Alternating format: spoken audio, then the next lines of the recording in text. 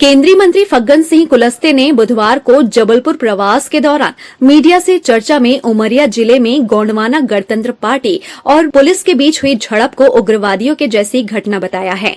उन्होंने कहा कि इस प्रकार के आंदोलन से कोई राजनीतिक लाभ नहीं होता है। हम जनता के लिए काम करते हैं, जो भी निर्णय करेंगे उसे जनता अपनी सोच बनाती है। इस तरह से उग्रवादियों जैसी घटना करना उसे जनता देखती है।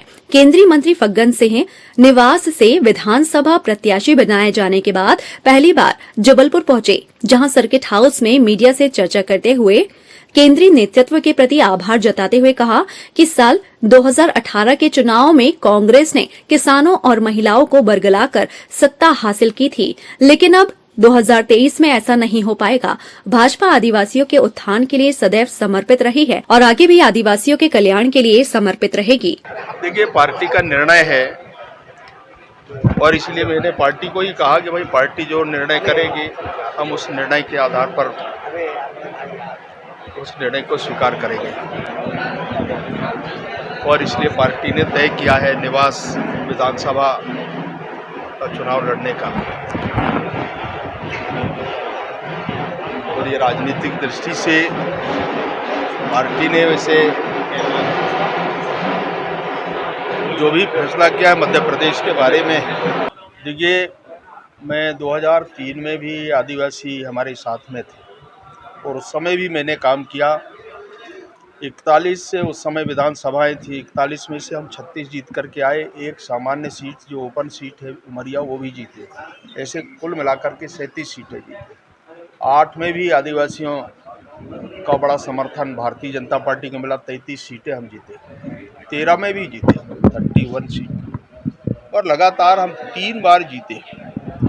18 में थोड़ी हम लोगों से भी चूक हुई कि कोई ट्राइबल के सीटों के बारे में कोई हमारी कोई उस समय स्ट्रेटेजी नहीं बनी। सामान्य तौर से जैसे हम चुनाव लड़ते हैं इसी प्रकार का निर्णय पार्टी ने किया और उस आधार पर जो कांग्रेस ने उस समय आदिवासियों के बारे में थोड़ा आदिवासियों को बरगलाया, आदिवासियों की बात की, किसानों की बात की, नौजवानों की, महिलाओं की बात की, तो इस प्रकार का किसानों का भी जो वचन पत्र वगैरह भरवाए, तो इससे थोड़ा उस समय का वातावरण और मध्य प्रदेश की जो परिस्थितियां हैं बदली।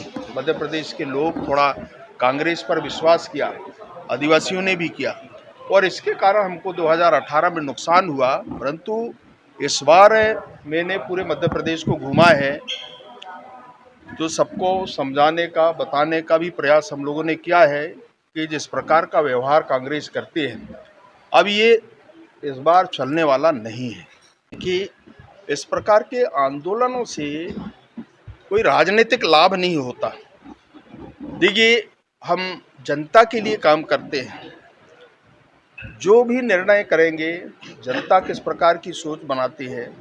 अगर इस प्रकार के कोई उग्रवादी जैसे व्यवहार करना, देखिए उसको जनता देखती है, वो भी विशेष तौर से मध्य प्रदेश के लोग। और इसीलिए मध्य प्रदेश जितना शालीन प्रदेश हम मानते हैं, देश भर में हम लोग बात करते हैं कि मध्य प्रदेश के बारे में, और इसीलिए किसी जाति समुदाय का हो, समूह का हो, प्रतिक्रिया समझ में आती है, परंतु इस प्रकार का व्यवहार करना ये ठीक नहीं है। मैंने तो बहुत संघर्ष किया है, मैंने देखा है इस क्षेत्र में, और इसलिए थोड़ा प्रेम मोहब्बत से बातचीत करके ऐसे मामलों को निपटाना चाहिए। पर जो घटना हुई है ये ठीक नहीं है, जो भी है उमरिया के अंदर मैंने भी देखा उसके फुटेज वगैरह, तो वो ठीक नहीं है। निवास सीट कितनी कठिन होगी आपके लिए, क्योंकि 2018 नहीं, देखिए मेरी सीट रही है पहले 3 बार। रामप्यारे भी मेरे छोटे भाई वहाँ जीतते रहे। दुर्भाग्य से पिछले समय 18 में वो चुनाव हारे और पूरे मध्य प्रदेश में इस प्रकार का माहौल था, और इसलिए मेरे लिए कोई विषय नहीं है वहाँ पर, चूँकि मेरी अपनी सीट रही है। और ये भी है, भारतीय जनता पार्टी ही एक ऐसी पार्टी है जो उस सीट में हमेशा जीती है। इसके पहले कभी किसी व्यक्ति ने नहीं जीता, रामप्यारे ने जीता और मैंने जीता, इसके पहले नहीं। 77 में जरूर है, उस समय एक वातावरण था, उस समय जरूर हमारी जनता पार्टी में जीत सुनिश्चित हुई थी। पर बीजेपी के बनने के बाद, गठन के बाद, भारतीय जनता पार्टी का एक रामप्यारे और मैं, हम इनमें से ही जीत पाए हैं।